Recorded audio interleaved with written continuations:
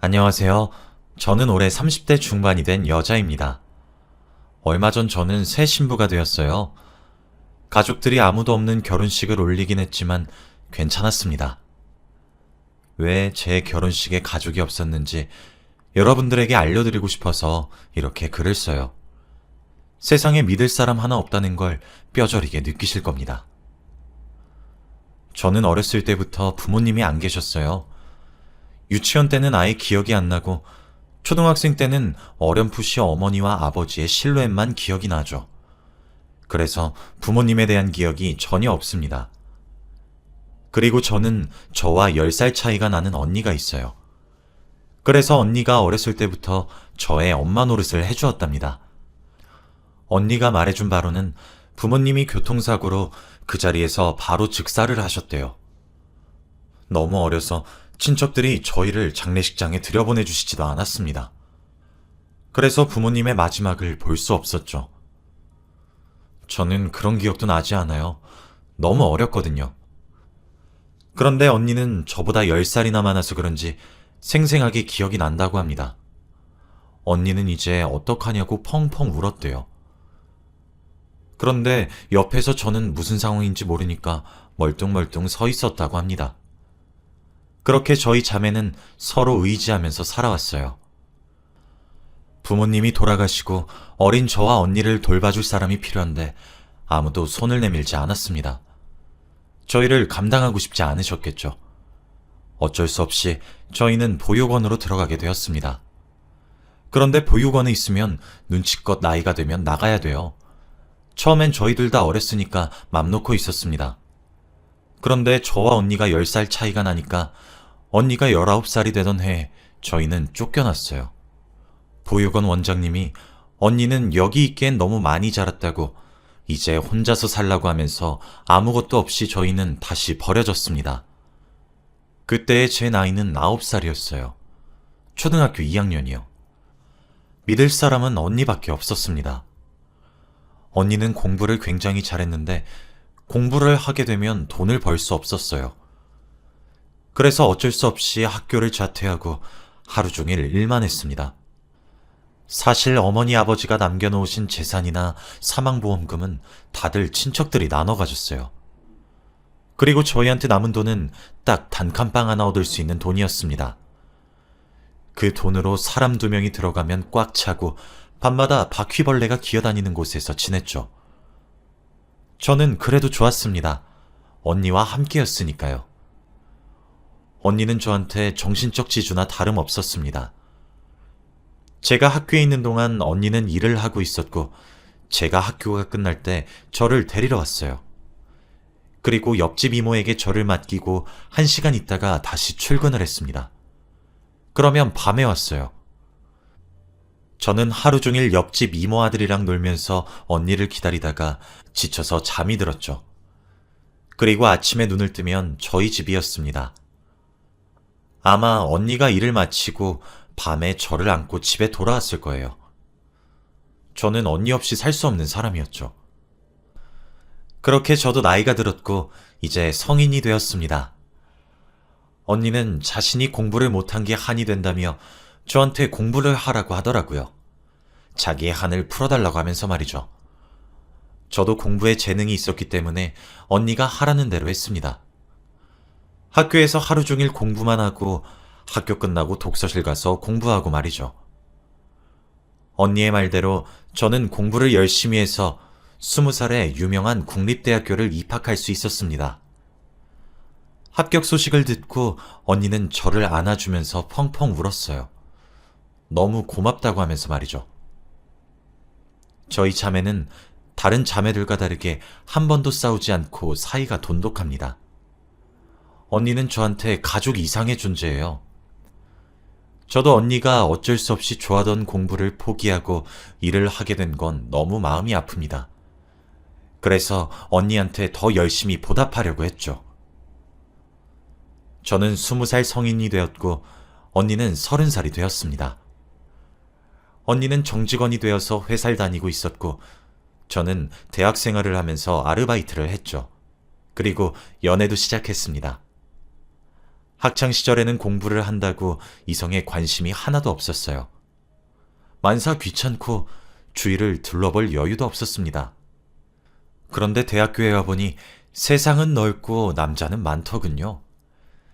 그래서 20살 대학교 1학년 1학기 때 아무것도 모르는 시절에 한 남자를 만나게 되었습니다. 첫 남자친구에서 해달라는 거 다 해주고 사달라는 거 다 사줬어요. 이렇게 하는 게 연애인 줄 알았습니다. 그런데 대뜸 사귄 지 한 달도 되지 않아서 헤어지자고 하더라고요. 너무 놀라서 이유라도 말해달라고 하니까 갑자기 자기 주민등록증을 저한테 보여주었습니다. 그런데 제가 알던 나이와 이름이 아니더라고요. 그러면서 저한테 좀 젊은 애들 재밌을까 싶어서 만나봤더니 완전 별로잖아. 내 와이프가 너보단 더 낫겠다. 라고 했죠. 제가 사귀었던 첫 남자친구는 알고 보니 저보다 15살이나 많은 유부남이었습니다. 정말 그때의 충격은 말로 표현할 수 없었어요. 그때부터 연애가 하기 싫어졌고 하루하루가 우울했습니다. 저는 그 사람이 저와 나이 차이가 3살밖에 안 나는 줄 알았어요. 그런데 15살이라뇨. 그것도 유부남까지. 그 사람에 대한 배신감보다 제가 너무 한심해서 눈물이 쏟아졌습니다. 제가 얼마나 바보 같아 보였을까요? 하루 종일 집에서 울고불고 하고 있으니까 언니가 저를 많이 도와주었습니다. 언니도 제 이야기를 듣고 많이 욕도 해주었죠. 저희 자매 사이에는 비밀이 없었거든요. 그래도 언니 덕분에 조금 더 빨리 상처를 치유할 수 있었던 것 같습니다. 앞으로 절대 연애를 하지 않겠다고 다짐을 했죠. 그런데 사람 마음이 어디 쉽게 되나요? 저와 친하게 지내던 오빠와 만나게 되었습니다. 이번에는 저번 연애와 다르게 조금 더 신중히 결정하고 마음을 다 주지 않았어요. 그렇게 조심스럽게 연애를 했고 언니한테도 소개했습니다. 셋이서 식사 자리를 한번 가진 적이 있는데 언니가 밥을 다 먹고 저에게 너무 마음에 든다며 잘 사귀어보라고 하더라고요. 그러면서 자신이 팍팍 밀어줄 테니 자기만 믿으라고 했습니다. 언니의 말을 들으니 더 맘 놓고 연애를 할 수 있었죠. 남자친구는 저희 집에도 자주 와서 언니와 같이 셋이서 같이 놀기도 했고 여행도 자주 갔습니다. 그리고 언니는 제가 데이트하는 날이면 옷도 골라주고 화장도 직접 해주었죠. 언니는 민석이는 이런 스타일 좋아할 것 같아 하면서 옷도 골라줬습니다. 저랑 잘 어울리지 않는 옷이었지만 언니가 그렇다고 하면 그렇다고 생각했어요. 어느 날 집에 저와 남자친구 둘이서 놀고 있었습니다. 그런데 초인종이 울리더라고요. 등기 우편이 왔다고 하면서요. 남자친구와 저는 무슨 우편인가 하면서 같이 뜯어봤는데 내용이 정말 충격적이었습니다. 바로 상간녀 소송 고소장이었거든요. 그런데 소송을 건 사람의 이름은 처음 들어봤고 제가 소송을 당한 거였습니다. 저는 그때 예전에 만났던 유부남 남자친구가 떠올랐어요. 헤어진 지 얼마나 지났는데 이걸 보내는지 너무 화가 났죠. 그리고 저도 모르고 사귀었고 남자 쪽에서 저를 속인 거잖아요. 그치만 저보다 남자친구가 더 화를 냈습니다. 남자친구는 제 과거를 몰라요. 제가 유부남을 만났다는 것을 말이죠. 그런데 이 고소장을 보고 남자친구가 저한테 묻더라고요. 너 예전에 유부남 만났니? 라고 말이죠. 분명 저도 속은 건데 왠지 모르게 겁이 잔뜩 질렸고 남자친구에게 솔직히 다 털어놓았습니다. 그 사람이 먼저 저를 속였고 그런 막말을 뱉으면서 끝냈다고 말이죠. 남자친구는 많이 혼란스러워 보였습니다. 혜선아, 일단 나 생각할 시간 좀 주라. 갑자기 너무 혼란스러워서 그래. 내가 나중에 다시 연락할게. 남자친구는 이 말을 남기고 집으로 돌아갔어요. 너무 절망스러웠습니다. 저한테 소송을 건 여자가 저에게 요구한 금액은 몇 천만 원이었어요. 그런데 대학생인 저한테 그 큰 돈이 어디에 있습니까? 하늘이 무너지는 것 같았고 남자친구한테도 너무 미안해서 어찌할 방법을 몰랐죠. 얼마 뒤에 언니가 집에 돌아왔고 표정이 좋지 않은 저에게 왜 그러냐고 물어보더라고요. 저는 언니한테 고소장을 보여주고 솔직히 다 말했습니다. 그리고 남자친구가 저한테 어떻게 말했는지까지요. 언니는 저를 위로해 주었고 자신이 다 처리하겠다고 하더라고요. 그러면서 자기한테 다 맡기래요. 그런데 이번 일은 언니한테 맡기기 너무 미안했습니다. 항상 저 때문에 고생하는 게 마음에 쓰였거든요. 언니한테 괜찮다고 내가 다 알아서 하겠다고 말을 했지만 언니가 고집을 피우더라고요. 원래라면 알겠다고 할 쿨한 언니인데 말이죠. 그래서 같이 일을 처리하기로 했습니다. 저는 생각을 정리하고 저한테 고소장을 보낸 그 여자한테 연락을 했어요. 제 전남친의 와이프죠. 만나서 이야기를 하자고 하더라고요. 저는 할 말을 머릿속에 다 정리를 하고 다음날 바로 한 커피숍에서 그 여자를 만났습니다. 그 여자 입장에선 전혀 모르겠죠. 저도 속아서 자신의 남편을 만났다는 것을요. 그래서 그런지 너무 당당하게 구는 거 있죠? 저는 솔직하게 다 말했습니다. 제가 당신 남편한테 어떤 소리를 들으면서 헤어졌는지 말이죠. 그런데 이미 고소장은 보냈고 잘하면 합의금으로 돈을 벌 수 있는 상황이 있는데 그 여자가 제 말을 믿겠습니까? 믿어도 안 믿는 척을 해야죠. 절대 믿지 않았고 저한테 욕을 하더라고요. 너 내 남편한테 왜 그랬니? 너 지금도 남자친구 있다며? 너 남자에 미쳐서 사는가 보구나? 설마 술집에서 일하는 거 아니지?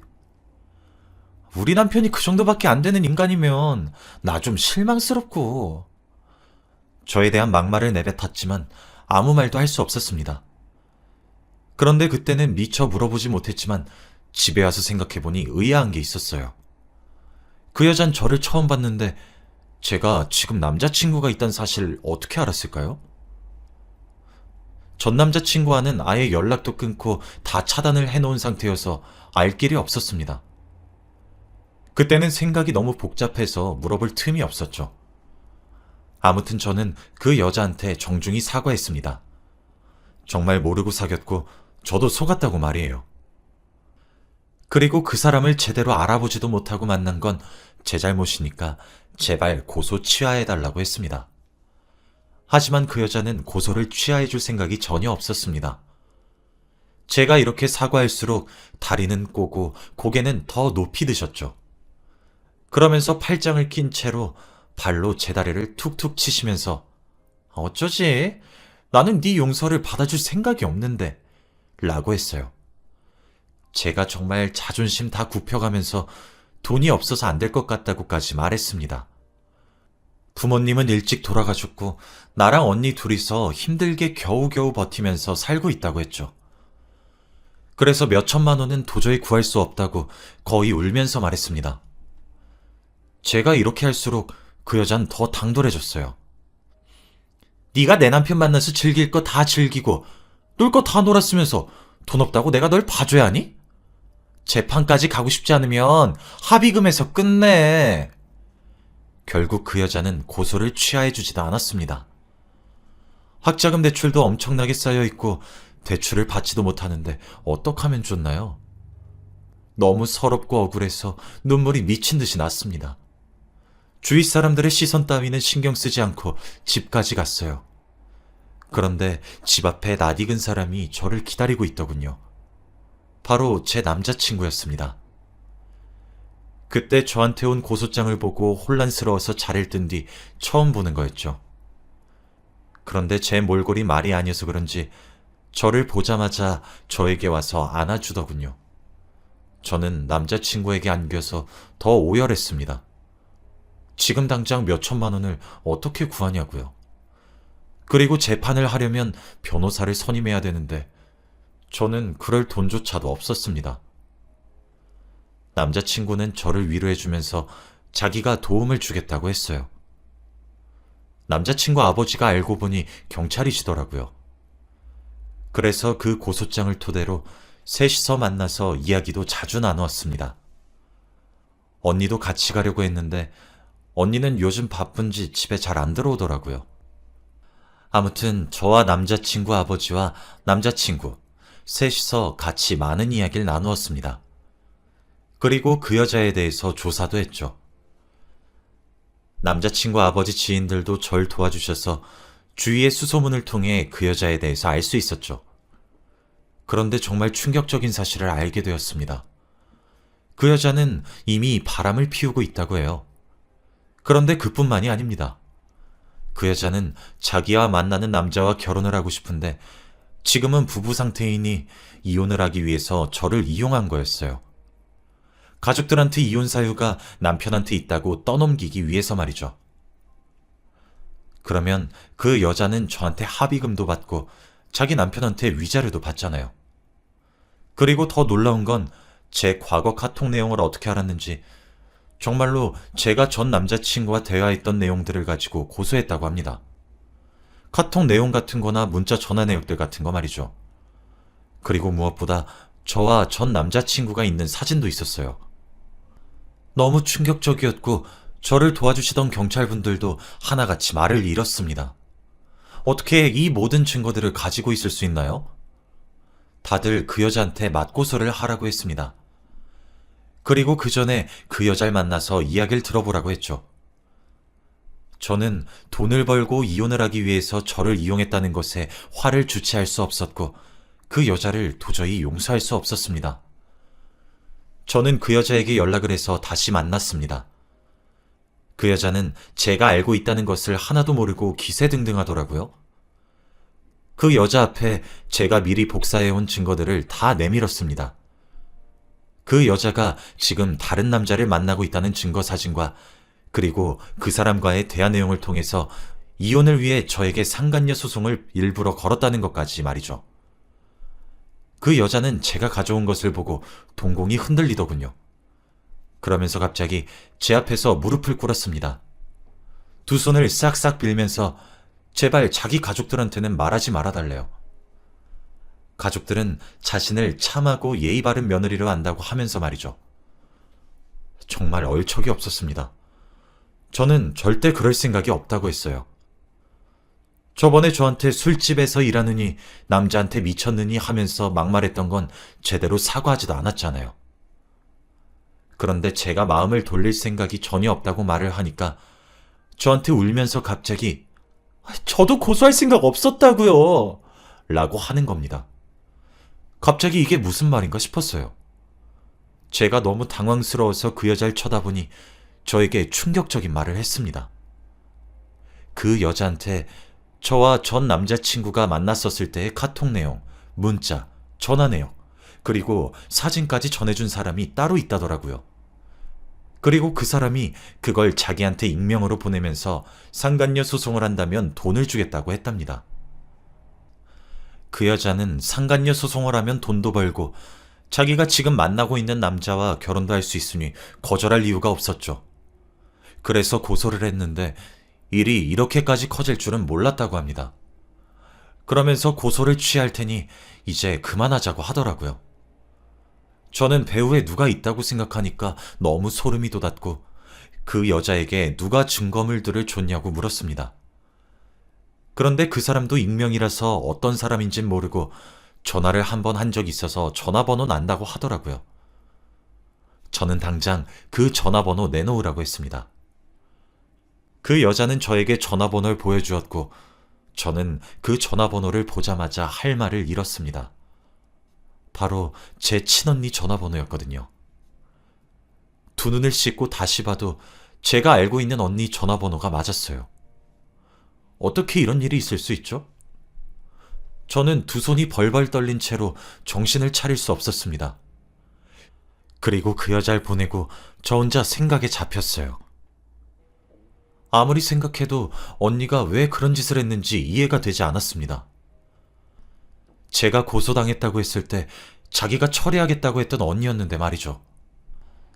해가 질 때까지 앉아서 머릿속으로 언니가 나한테 그렇게 한 이유를 생각해봤지만 답을 찾을 수 없었어요.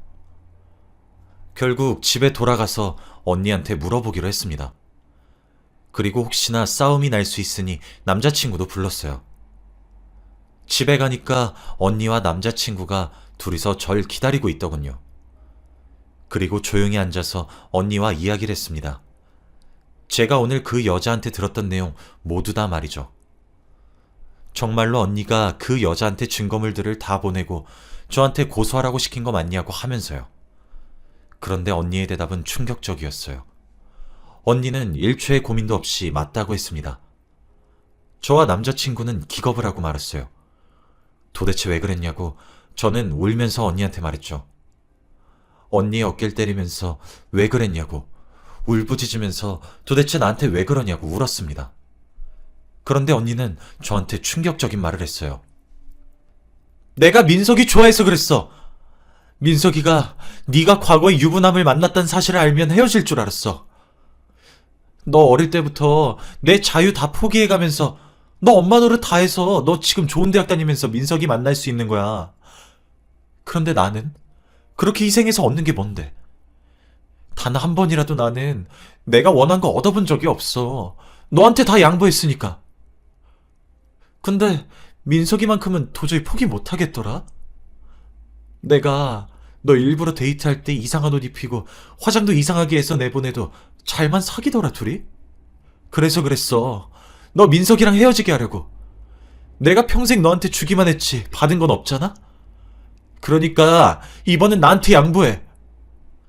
언니의 말을 듣고 저와 민석이는 넋을 놓고 말았습니다. 언니가 한 번도 저한테 큰 소리를 낸 적이 없을 뿐더러 이런 생각을 하고 사는지 몰랐거든요. 저는 충격 때문에 말할 힘도 없었고 그대로 주저앉았습니다. 그리고 언니는 그 자리에서 짐을 대충 싸고 집을 나갔어요. 민석이는 제 곁에 있어 주었습니다. 그 뒤로 언니는 제 눈앞에 한 번도 나타나지 않았어요. 솔직히 언니와 화해하려고 연락도 해보고 집에서 하루 종일 기다려보기도 했지만 오지 않더군요. 미안하다고 한마디는 하고 싶었는데 말입니다. 아무튼 저는 그날 이후로 지금까지 언니를 단 한 번도 본 적이 없어요. 언니가 다니는 직장을 찾아가 봤지만 어느 날부터 연락이 두절되었다고 합니다. 언니가 지금 어디서 뭘 하는지라도 알고 싶네요. 찾아가진 않더라도 잘 살고 있는지는 궁금합니다. 저는 언니를 몇 달 동안 기다리다가 결국 민석이와 결혼을 했어요. 그리고 결혼식은 대행 알바를 구했죠. 결혼식 전에 언니의 연락처로 결혼한다고 식장 주소랑 시간까지 다 보냈지만 끝내 언니는 오지 않았어요. 저는 부모님도 없고 언니도 저를 떠났습니다. 가족 없는 결혼식을 올리니 왠지 행복하지만은 않더라고요. 아무튼 제 이야기는 여기까지입니다. 지금 생각해봐도 놀라운 반전 이야기인 것 같아요. 모두 들어주셔서 감사합니다.